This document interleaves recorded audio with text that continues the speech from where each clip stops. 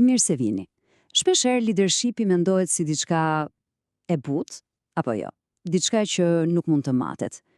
Po sikur të mos ishte as pak kështu. Po sikur të ekzistonte një lidhje drejt për drejt mes stilit të një lideri dhe fitimeve të kompanisë. E po, pikërisht këtë do të zbërthejmë sot. Do të shohim se si kjo lidhje që shpesh anashkalohet është në fakt jashtëzakonisht e fuqishme. Pra, le t'ja nisim. Mirë, le t'i hym direkt temës me një shifër që të vën mendime. Kërkimet tregojnë se rreth 1/3, e rezultateve financiare të një kompanie varet drejt për drejt nga diçka që quhet klima organizative. Çfarë do të thotë kjo në të vërtetë? E thënë thjesht, flasim për atmosferën, për mënyrën se si ndjen njerëzit kur vinë në punë çdo ditë. Okej, kjo menjëherë ngre një pyetje tjetër, apo jo? Nëse kjo klimë është kaq jetike, atëherë çfarë e krijon atë? Cili është faktori kryesor që e formoson? Mund të mendoni për shumë gjëra, por përgjigjja, siç do ta shohim, është befasuese në thjeshtësinë e saj. Është stili i liderit. Dhe këtu gjendet lidhja e artë, mënyra se si një lider sillet, qasja që ka. E po, kjo gjë formoson drejt për drejt atmosferën e punës, dhe duhet ta theksojmë, kjo atmosferë, kjo klimë, nuk është diçka e ajërt, diçka abstrakte. Absolutisht jo. Ajo ka një ndikim të prekshëm, të drejt për drejt në performancë, e cila, në fund të ditës, përkthehet në shifra konkrete, në rezultate financiare. Mirë, pra. Përpara se të zhytemi te stilet e ndryshme, duhet të ndërtojmë themelin, sepse të gjitha këto stile mbështeten mbi një koncept kyç, dhe ky koncept është inteligjenca emocionale ose shkurt IE. Dhe lajmi i mirë nuk është diçka me të cilën lind, por është një grup aftësish që, për fat të mirë, mund të mësohen. Po çfarë është saktësisht kjo inteligjenca emocionale? Dhe ta thjeshtojmë. Në thelbin e saj është aftësia për të menaxhuar veten dhe marrëdhëniet tona në mënyrë efektive. Pra, ka të bëjë me të kuptuarit e emocioneve tona, menaxhimin e tyre dhe më pas përdorimin e kësaj vetdieje për të ndërtuar marrëdhënie të forta dhe për të ndikuar pozitivisht te të tjerët. Dhe kjo i krijea ndahet në 4 shtylla kryesore. Mendojini si bloqe ndërtimi. E para, vetdia për veten. Pra, a i kupton emocionet e tua? E dyta, vetë menaxhimi. A mund t'i kontrollosh ato impulse? E treta, vetdia sociale. A i kupton emocionet e njerëzve rreth teje? Dhe e katërta, aftësia sociale. A di ti përdorësh të gjitha këto për të menaxhuar marrëdhëniet? Këto 4 janë baza për çdo stil leadershipi që do të diskutojmë.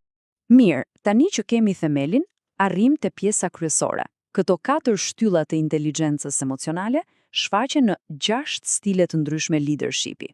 Mënyra më e mirë për t'i parë është si një kuti veglash. Një lider i shkëlqyer nuk përdor vetëm një çekiç për çdo problem. Jo, ai ka një set të plot mjetesh dhe di saktësisht se cilin të zgjedh për situatën e duhur. Ktu kemi një përmbledhje të shpejtë të 6 stileve.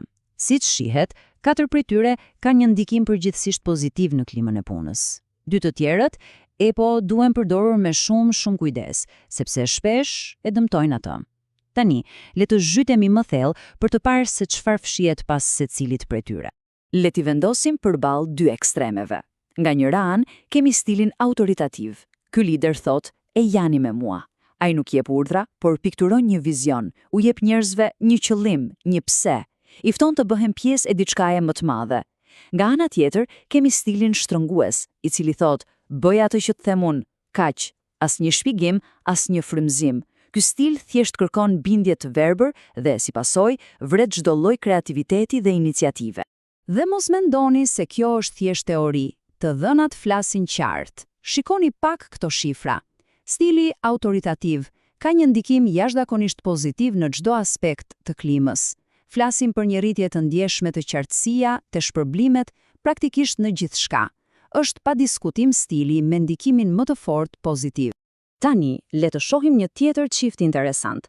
Kemi stilin afiliativ, motoja e të cilit është njerëzit vinë të parët. Ky stil fokusohet plotësisht te krijimi harmonisë dhe lidhjeve emocionale. Në anën tjetër të spektrit kemi stilin vendosës të ritmit. Ky lider është i fiksuar pas performancës së lartë dhe mesazhi i tij është i qartë. Bëni si unë, tani. Pra, ndiq ritmin tim të shpejt ose mbetesh prapa. Dhe ja ku lind një paradoks i madh. Lideri që vendos ritmin në mendjen e tij ka qëllime të mira. Ai kërkon vetëm përsosmëri, Por, duke vendosur standarde kaq të larta dhe duke pritur që të gjithë ta ndjekin pa asnjë udhëzim, efekti është shpesh shkatërrues. Njerëzit ndjehen të mbingarkuar, morali bie dhe iniciativa shuhet. Përveç rasteve kur punohet me një ekip super të specializuar dhe të vetmotivuar, ky stil bën më shumë dëm se sa mirë. Dhe së fundi, 2 stilet a fundit pozitive. Stili demokratik, siç e thotë edhe emri, bazohet e pyetja: çfarë mendoni ju? Pra, fokusi është te marrja e mendimeve, te ndërtimi i konsensusit. Ndërkohë, stili trajnues ka një çështje tjetër. Ai thotë: provo këtë. Fokusi këtu nuk është te vendimi i momentit, por te zhvillimi afatgjat i personit, duke e ndihmuar të rritet profesionalisht. Dhe këtu kemi një nga gjetjet më interesante të kërkimit. Stili trajnues, megjithse ka një ndikim shumë pozitiv, është ai që përdoret më rrallë nga të gjithë. Pse? Sepse shumë menaxher e shohin si diçka që kërkon kohë. Justifikimi klasik është: nuk kam kohë për këtë. Por ata harrojnë se ky investim në njerëz është ai që sjell rezultatet më të mëdha dhe më të qëndrueshme në afat të gjatë. Mirë, pra i pam të 6 stilet, por a mjafton vetëm t'i dim përmendësh? Absolutisht jo. Sekreti i vërtet, fuqia e vërtet e leadershipit nuk qëndron te zotrimi i një stili të vetëm, por te shumanshmëria, te aftësia për të kaluar me lehtësi nga njëri stil te tjetri në varësi të situatës. Dhe kërkimi është prerë në këtë pikë. Shifra magjike është 4. Liderët që arrin të zotrojnë dhe të përdorin në mënyrë fleksibil 4 ose më shumë stile, veçanërisht 4 stilet pozitive që përmendëm, janë ata që krijojnë klimën më të mirë dhe arrin rezultatet më të larta financiare. Kaq e thjeshtë. Por le ta lëm teorinë për një moment dhe ta bëjmë këtë gjë konkrete me një shembull real. Le të flasim për Joen. Ajo mori përsipër një divizion që ishte praktikisht në rënje të lirë. Morali ishte në tokë, rezultatet ishin të tmerrshme. Detyra e saj ishte e qartë, por shumë e vështirë, të ndryshonte rrjedhën e gjërave. Dhe çfarë bëri Joan? Pikërisht atë që po diskutonim. Ajo përdori një strategji fluide, duke ndryshuar stilin hap pas hapi. Hapi i parë, përdori stilin afiliativ. U ul me njerëzit, i dëgjoi, krijoi lidhje dhe rindërtoi besimin. Hapi i dytë, kaloi në stilin trajnues. Filloi të kuptonte se cilat ishin qëllimet dhe aspiratat e tyre individuale.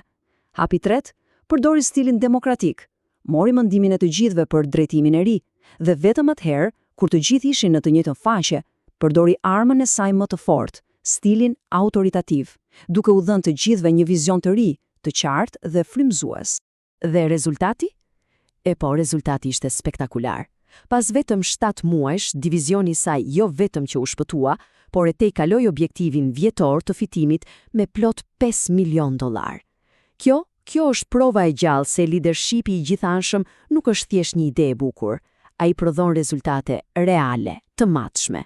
Pra kjo është fuqia e shumandshmërisë. Tani lind pyetja më e rëndësishme. Mirë, e kuptuam, po si arrihet kjo? Si mundet dikush të zhvillojë këtë aftësi? E mira është se ka një rrugë, një plan konkret veprimi. Dhe përpara se të shohim hapat, ja gjetja më optimiste dhe fuqizuese e gjithë këtij studimi. Ndryshe nga EQ-ja, pra koeficienti i inteligjencës, që konsiderohet pak a shumë i fiksuar, inteligjenca emocionale nuk është e tillë. Ajo mund të mësohet, mund të zhvillohet. Dhe kjo çfarë do të thotë? Do të thotë se çdo kush me praktikën e duhur mund të bëhet një lider më i mirë. Pra, si ta zgjerosh këtë kuti veglash? Janë 3 hapa kryesor. Hapi i parë, bëni një diagnostikim. Kërkoni feedback 360 gradësh. Pyetni njerëzit rreth jush se si e perceptojnë stilin tuaj. Duhet të dini se ku jeni për të ditur se ku doni të shkoni. Hapi i dytë, angazhohuni për përmirësim. Lidheni këtë nevojë për ndryshim me qëllimet tuaja personale. Pse doni të bëheni lider më i mirë? Gjeni motivimin tuaj. Dhe hapi i tretë më i rëndësishmi, praktikoni. Përdoreni punën e përditshme si një laborator për të provuar stile dhe qasje të reja. Në fund të ditës, gjithçka përmbledhet këtu. Të jesh lider nuk do të thotë thjesht të kesh një titull. Leadershipi nuk është një pozicion, por një veprim. Është një akt i vetëdijshëm, një zgjedhje e përditshme për të përdorur mjetin e duhur në kohën e duhur për të pasur ndikimin e duhur. Dhe kështu, ndërsa po e mbyllim, le të mbetet një pyetje në ajër. Duke menduar për gjithçka që diskutuam, cili nga këto stile është ai që ndoshta duhet praktikuar pak më shumë dhe cili do të ishte hapi i parë, sado i vogël, që mund të ndërmerret qoftë edhe nesër për ta vënë më jetë. Sepse pikërisht aty, te përgjigjja e kësaj pyetjeje, mund të fillojë një transformim i vërtet.